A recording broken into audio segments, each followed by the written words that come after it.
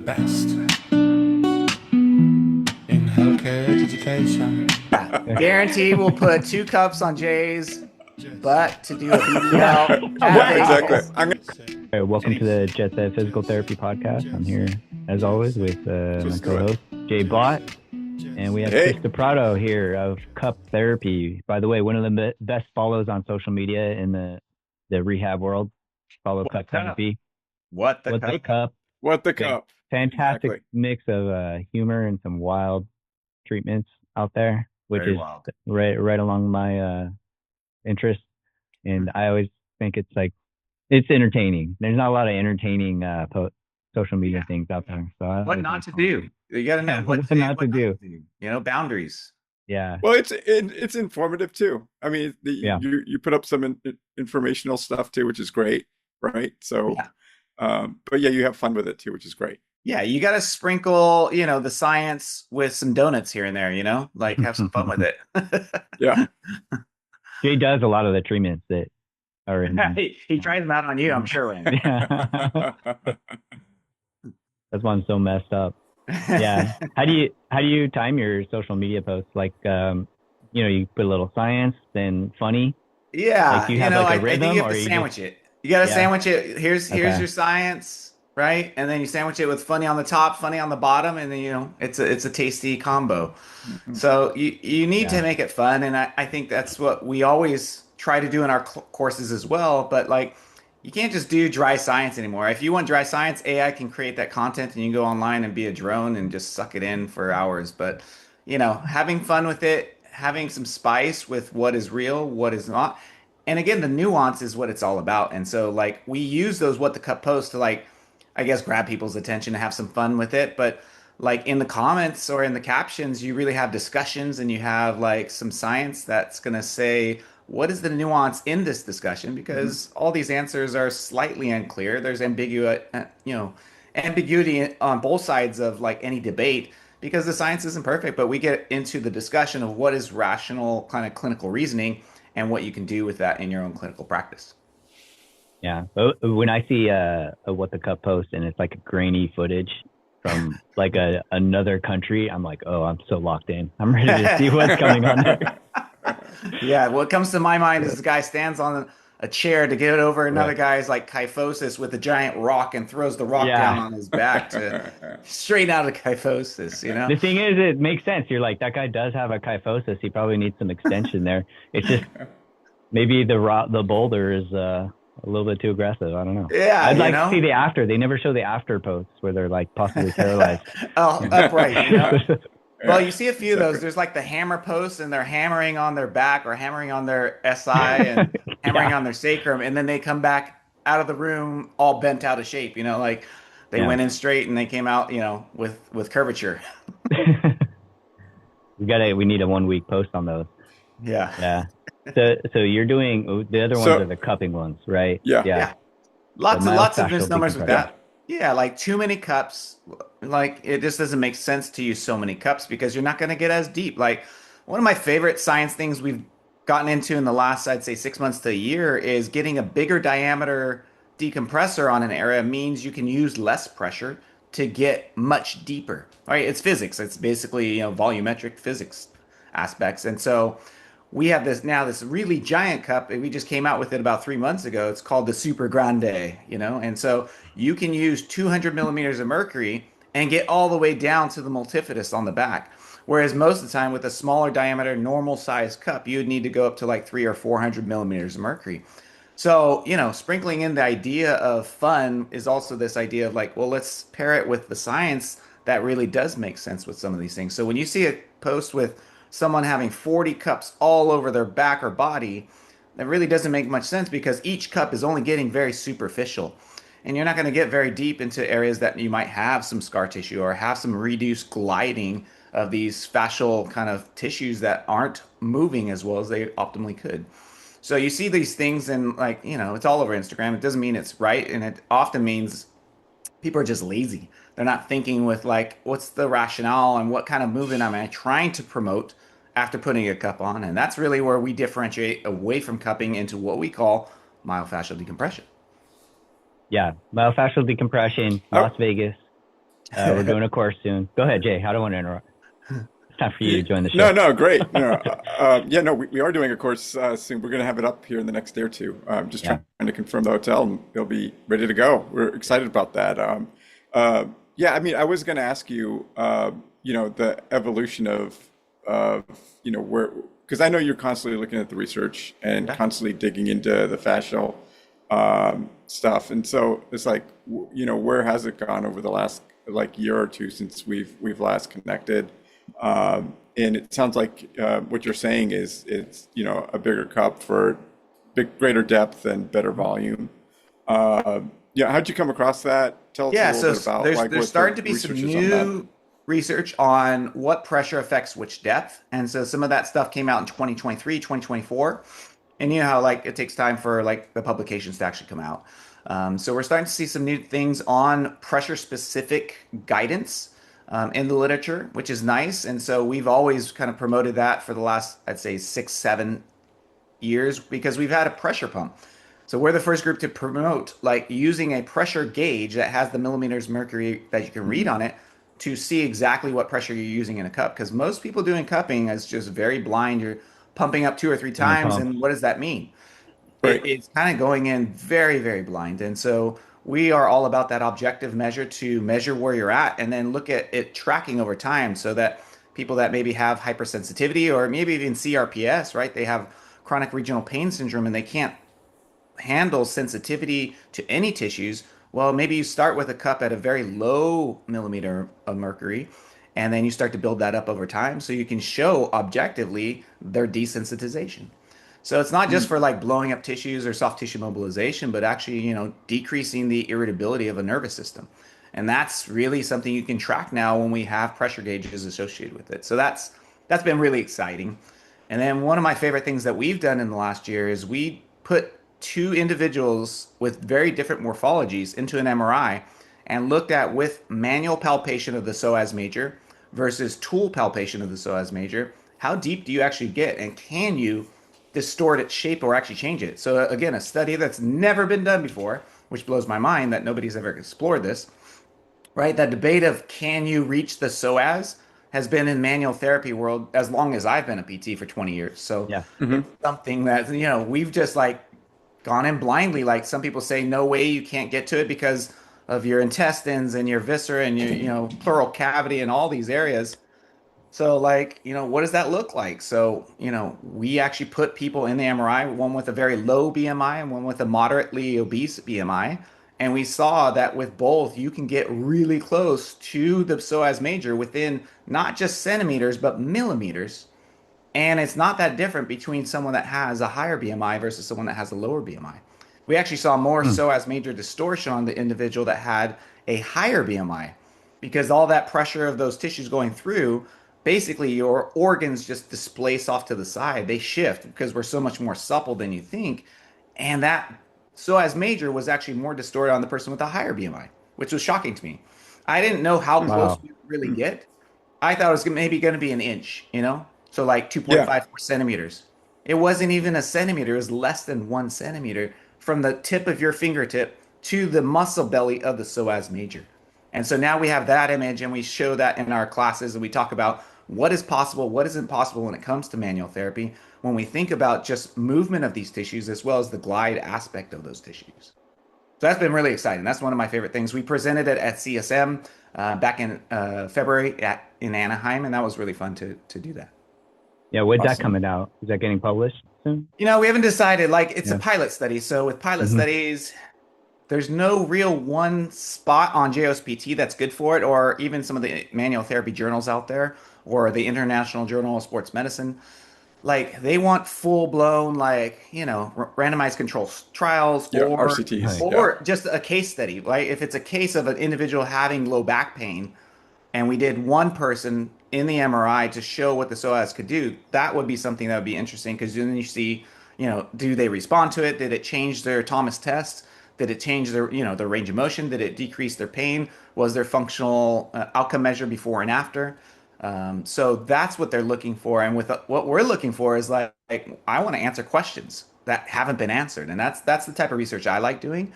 And it's interesting because there's no real good place for it in the literature to put those type of particles, you know?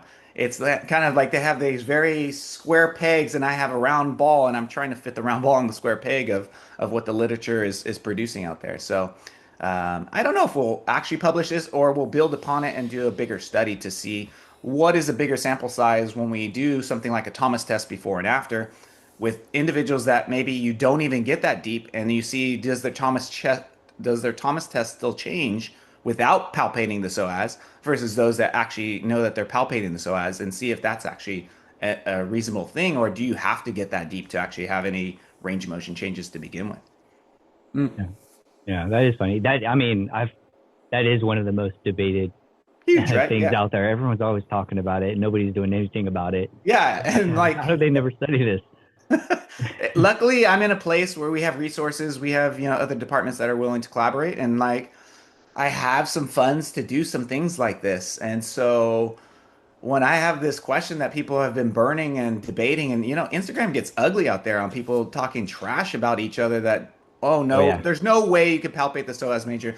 Like there's this huge account, the hip physio. You guys know the hip physio? Like he's a big, like the shoulder physio guy is a big guy, and then the hip physio big, And some of these guys have been saying for years, there's no way you can go past your viscera, and a lot of these like antagonizers of manual therapy online are just like trashing the idea that you can't palpate the psoas major, you can't get close to it.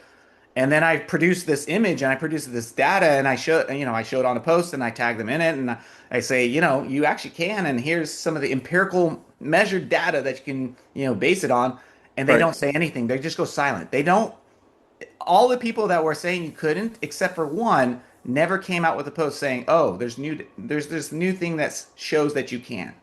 So it's just like people have so much bias and they have these strong opinions, and it's really sad that as clinicians, our colleagues, we can't come to a consensus even when we see a picture that shows, a measured, amount of distance, that they won't come out and actually acknowledge some of these things because it doesn't, flow with what their agenda is and what their rhetoric is and what they're trying to promote. So it's kind of sad, some of these things that are out there that, we need more data. We need more pilot studies to answer some of these harder questions. But where do we put it in terms of like publication, like you're saying? It's interesting. Yeah. Well, I mean, if you have that data though, and you're able to put it out on some level or front, at least, it starts the conversation, right? I mean, on social media, I totally understand. You're not going to get the buy-in, especially if people have a lane and that's what they're marketing and selling, and this is my lane and I'm not, it doesn't exist. Put your blinders on. Yeah. But yeah, I think, I definitely think there's value in that. That's awesome. I mean, I never knew that either. I mean, I've been cynical. I'll agree. I've never thought that you could get that deep to be able to get to it with all the other stuff that's there. So this is fascinating to me. Yeah. So now we include it in our level 2 course. So day 2 of our course, we put that in there and we talk about how you can palpate it very consistently, how our methodology worked in the MRI, and how it's very easy to actually locate the psoas major. And then seeing those images of both, someone that has a higher fat mass compared to someone that has a lower fat mass, you can do it on either type of body type and still get good effects. So that's a pretty cool thing. Now, what we don't say is pushing on someone's psoas major is going to solve their chronic low back pain. That's not what we're promoting. We're just saying this is something that is possible, and for some individuals, it may help their symptoms. Well, speaking of skeptics and whatnot, you've been talking about red light therapy, which is like super hot topic. I have it right here. I use it all the time. Fringe is the brand I like. Yeah, I found, I've tried like 6 different brands out there. They'll send me some free products, different groups and whatnot. I was using for years this Joov, Joov. It's a panel. It's great, but they were like $1,000, and the price on these red light things has come down a lot. So this red light by Fringe heals. That's solid. That's a solid group because it's only like $200, and the research on red light is starting to grow pretty exponentially, and it shows really great things on skin, right? It shows good things on hair growth. It shows the classic literature is on wound, granulation rates increasing. So you're going to speed up the healing rate when it comes to wound care. So it makes sense when you have inflammation and acute injury that this will help, say an ankle sprain, help increase that cellular metabolism for mitochondrial ATP production. And so that's what you're seeing on this data for things like skin or turnover or even the eyesight, right? The eyesight one's really interesting research where they took individuals over Yeah. 35 years old. They had them look into red light 4 minutes for 3 or 4 times a week for 3 weeks. That's it. And their visual acuity increased by like 21% on recognizing differences in color schemes and looking at, differentiation of colors. So visual acuity for older populations, like as I wear these glasses, like it's a big deal.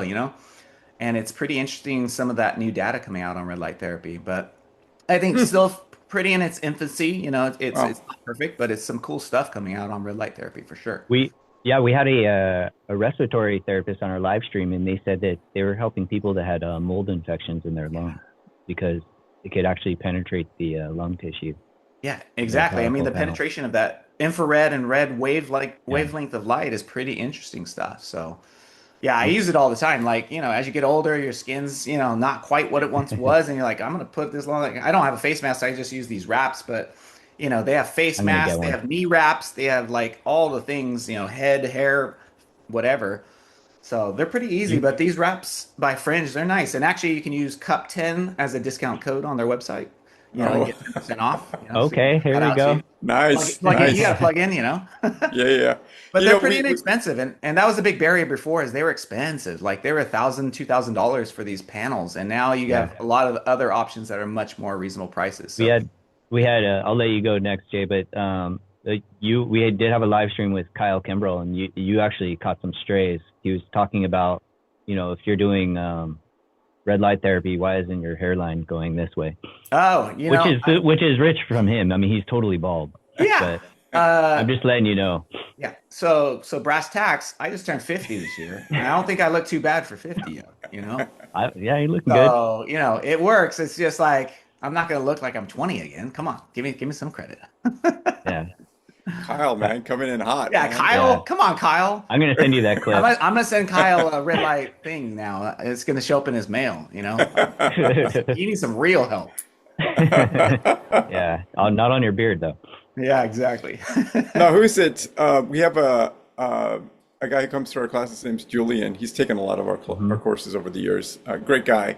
But yeah, he's got this whole skincare like routine, and he swears by those red light masks. Yeah, I remember that was one of his recommendations a couple of years ago. I think when we took a course with him, he was at one of our courses, and then he was recommending that. He was like, "Oh yeah, this is one of the things I use." I was like, "Wow!"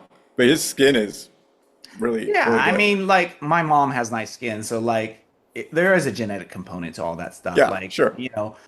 Unfortunately, some Northern European skins are going to degrade much faster than individuals that have more melanin. It's just like the way it is. Like you can't determine your genetics, but you can determine your lifestyle. And that's kind of what things are shifting towards. Like, what can you control? And it comes down to that with cups. It comes down to that with red light. It comes down to all kinds of choices with like saunas, right? There's so much new stuff on saunas. But the problem with I have a lot of these claims that are out there is like correlation versus causation. Because there's all these claims, okay, you do 4 days a week of sauna for 20 or 30 minutes, and your all-cause mortality goes down by like 30 or 40%. And then I'm like, well, are you delineating out the variable of like people that have time and resources, of a socioeconomic standpoint to spend 4 days a week for 30 minutes in a sauna, probably are doing a lot of other lifestyle, choices and behaviors that promote really good health. And they probably have more money. They probably are like more affluent with those types of things. And so if you have that kind of time, those resources, yeah, your health is going to be better because that's one of the best predictors of health anyways, right? Is the socioeconomic disparity of where you're coming from. So is it the sauna? I don't know. I'm a skeptic by nature. Like I really like questioning things. And so for me, I have a sauna on my roof. I like using it. But is it the game changer that everybody's talking about? I think when you look at all the other variables like sleep, hydration, stress management and diet, like that's going to be 95% of it. And your sauna is probably 5% of it. It's not probably 30% of it like they're claiming, Yeah. It should be, hey, get a lot of money and a sauna. Yeah, exactly. If good. You really want to live longer, if you want longevity, and longevity is so hot right now, make $2 to $3 million that you can continue to invest and have a sauna on your roof, and you're good to go. You know, Yeah. and a red light therapy thing. And a red light, exactly. With card cup tent. Yeah, I mean Where's that's really what it's about. Well, I mean, there's this whole narrative too about cold plunges, right? Yeah. Oh yeah. And there's a whole group of people that's what they believe in. Everyone's got to do a cold plunge, and so you're seeing that explode, that market, right? You're already seeing the Different. pushback on that pendulum too, right? So new Yep. studies showing muscle protein synthesis being inhibited for individuals post-workout using cold plunges. So now you're like, Right. wait a minute, I don't want my gains to be lost. I shouldn't be doing the cold plunge post-workout. Yeah, and Now, that's we did that whole research with the total knee replacements. People were yeah, putting ice on it after their strengthening program, and I did a whole thing yeah, in service. exactly. Like, we got to stop doing that. Yeah, that data's been there for a while. It's just like the cold plunge, surge got so big so fast that people were so into it. And it's great for mind, like it will make you a mentally more tough human. And that's about it. It's kind of like the physiology of Normatec boots, right? The Normatec boots are great for Mhm. making people feel less DOMS, post workout for the next day or two. They'll feel better, but is it changing any of the metabolic markers or IGF-6 or any of the things that they're measuring blood level wise? No, most of that data shows that like with and without, Normatec boots, you don't really change the actual recovery from a physiology standpoint. You're changing the mental, fortitude and resilience that they feel like they can do more. The power of placebo. Yeah, and that's like it It's a is drug. a very powerful tool if you use it in a very responsible, professional way. The problem Right. is, people want to sell their stuff and these grifters out there. Like I just posted a story today actually of this guy. Man, he really gets under my skin.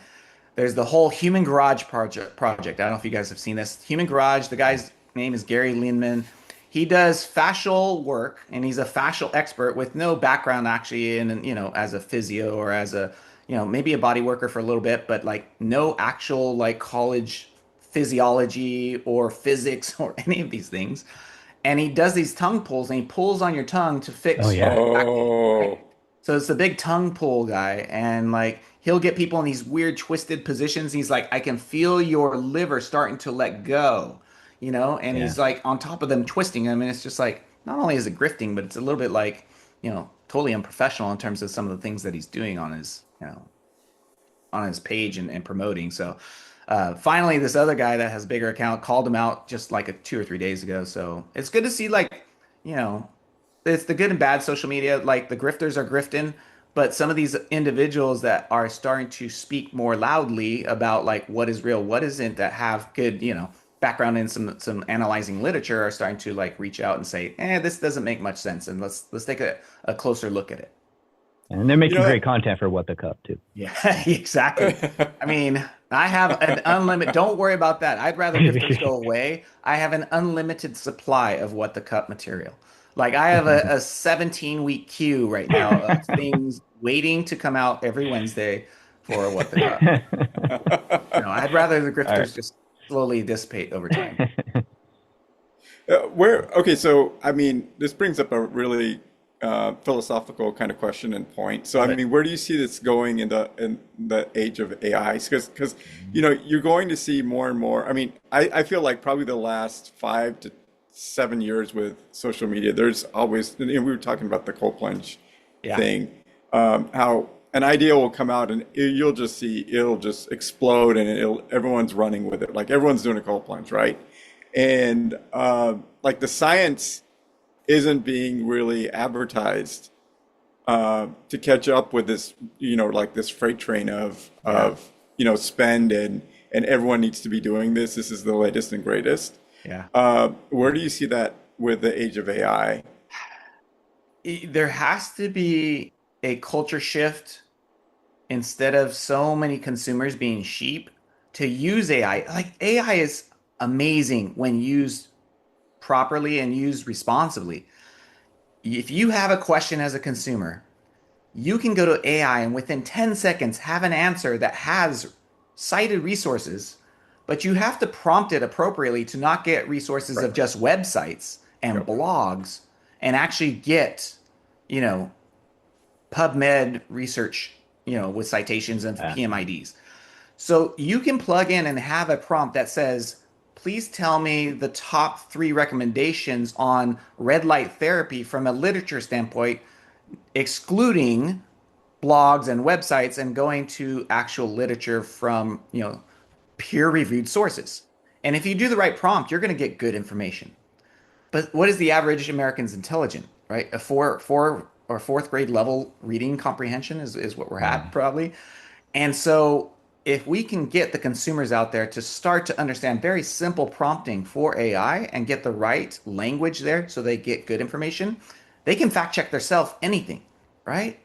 That's the beauty of AI. And for me, that's like the glass half full for me instead of the glass half empty of like, oh, this AI is just going to promote so much new bullshit that are going to be inundated. We will, but you can also sift through it and not, buy things from the grifters by just doing a quick, 2 sentence query into an AI, platform and see. And I think some of the, even I moved from ChatGPT to Claude instead about, 4 months ago or whatever. And it's better than Gemini or ChatGPT. This is what I've found, and the prompts are easier to get the good information that you're looking for. It's really funny. Like AI we could talk about that for hours, Right.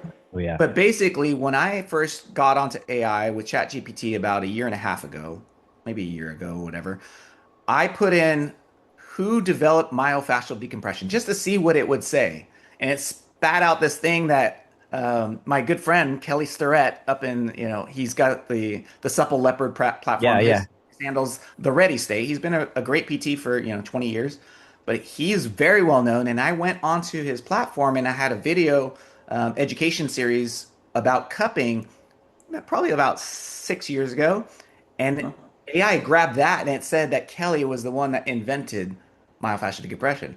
Now I went and asked it again about 6 months ago, and it had already corrected itself and got better information. It knew that the term myofascial decompression is something we developed at Cal Berkeley in 2009. It knew this information. It has slowly adapted over time. So I think there is hope in my mind that the accuracy of it is getting better and better, and it's grabbing less of these websites and grabbing more things that are going to, analyze a lot of things at once and put together an answer that's a little bit more accurate.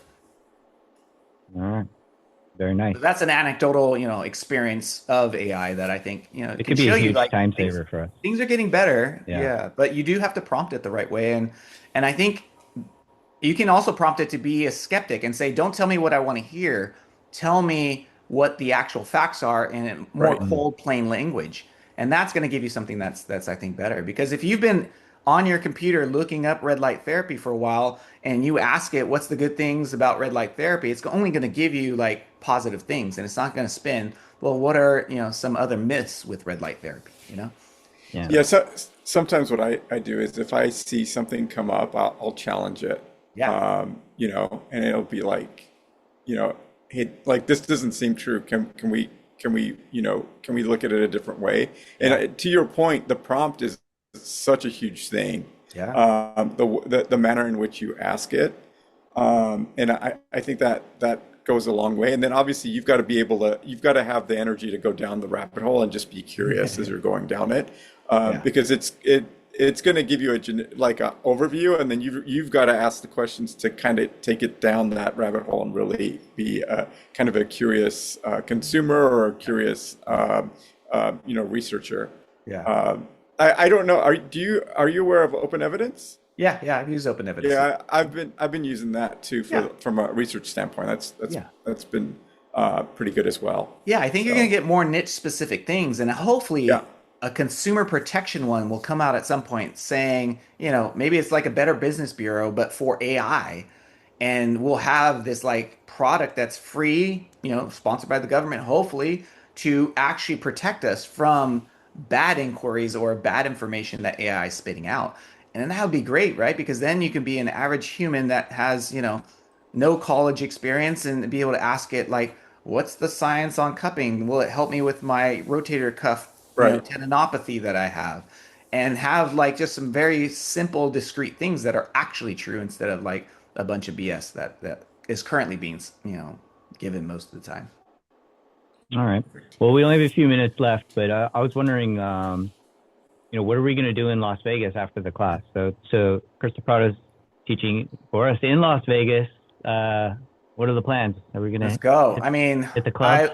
I love a good concert. I love a good, Okay. good party. I love, good music. So let's go find some things to get. There's also the tradition that we have now is having a cup on your shoulder while you're drinking in the pool. So, right, like getting that functional rehab and having a good time at the same time. So I'm all about the duality of the human experience. And so, let's have a beverage, but make sure we're getting our, active mobility in at the same time with a cup on our shoulder.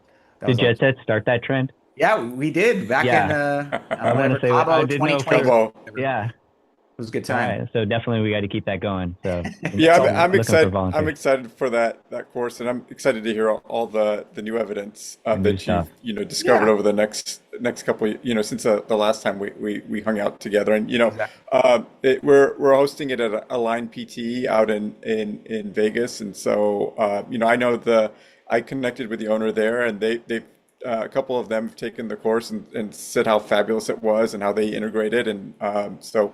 I think it's a very valuable tool. I know the clinicians I've worked with in the past and myself, I use it, and I think it's a very valuable tool. Yeah. Yeah. And I think, even if you've taken the course in the past, but you haven't come on a JetSet trip, like come get updated on the science. We have so much new stuff. If you took it back in like 2019, you should come back and take it again because we've done new literature reviews, we've done new imaging. This new Psoas study will blow people's minds. It's just like seeing the picture and putting it together with some manual techniques in a lab. It just it connects the dots so well. So even if you've taken it before, get an update. We got new pressure pumps. We have new, like I said, the Super Grande cup that we'll bring for that. We'll do some BBLs on people. Get some fun with it. I'm just We'll kidding. get in the pool. That's the part. So right. yeah, no, it'll be super fun. And again, Vegas in October is a great time because everything's getting colder everywhere else, and Vegas is still perfect weather to get. Yeah, no, that's a great time of year to go. The best You're time, not, I you're not think. burning. Yeah. Yeah. What are the exactly. dates again? I It's forget fun. our dates there. We're aiming for October 24th and 25th. Yeah, let's do it. That's a perfect time. All right. Just before Halloween, Yeah, so it before should- all the crazies get Yeah. there and stuff. Check it out. It'll be up in the next day or two. Yeah. All right. It's And always everybody- fun. I love partying with Randy and Jay here. They're great people. yeah. For my followers out there, you guys should come to Vegas and take an updated course. It's super fun. We're gonna have a great time. Yeah, and if you want to become one of his followers, everybody follow at Cup Therapy. It's one of the best social media follows you can do. Entertainment and science together. Sandwich it. And You got to sandwich it. wild footage. If you want to see how J-Bot treats, go check out What the Cup. Yeah, guarantee we'll put 2 cups on Jay's butt to do a BBL. at Vegas. Exactly. I'm gonna look Bam, amazing. we're putting that If you out sign there. up for wait. the Vegas course, you will see a class demo, J-Bot's butt I can't getting wait. cupped. Yeah. Can't sling my Guaranteed. plastic surgery as we speak. Can't wait. All right, Chris, as always, great. This Yeah. is your 3rd podcast with us. I was looking, so thank Fun you, stuff. man. Yeah. Just love chatting with you guys. You guys are fun peeps. So You're definitely in the JetSet Hall of Fame. That's it. having fun. All right, guys. Hey, All go right. watch the All World right. Cup. Root Yeah, for who- Mexico. Root for USA. Root for Canada. North America. Hopefully we do well. Hey, everyone! Right now, since we're on podcast, World Cup picks. Who's the champion? I mean, Spain's got to be. You got Spain. Spain's looking good. I'm gonna go France. What do you got, Jay? I'm going dark horse. I definitely think France or Spain are great choices. I think they're the favorites, but I'm going to go Portugal. Ooh, Hey, there you Ronaldo out go. If with that the comes bang. true, you're gonna look like Yeah, a that genius. midfield, Yeah. that midfield engine just looks dynamite, man. All So right. I mean, All right. Ronaldo going out with a bang that'd be a storybook, right? Like That'd be Messi's dope. last one. So it would be. It would be the refs are going to be pulling for that. for sure. All right, bye everybody. Thank you. All right, Chris. see you Yeah. guys. Cool. All right, thank you, man. Yeah. Me.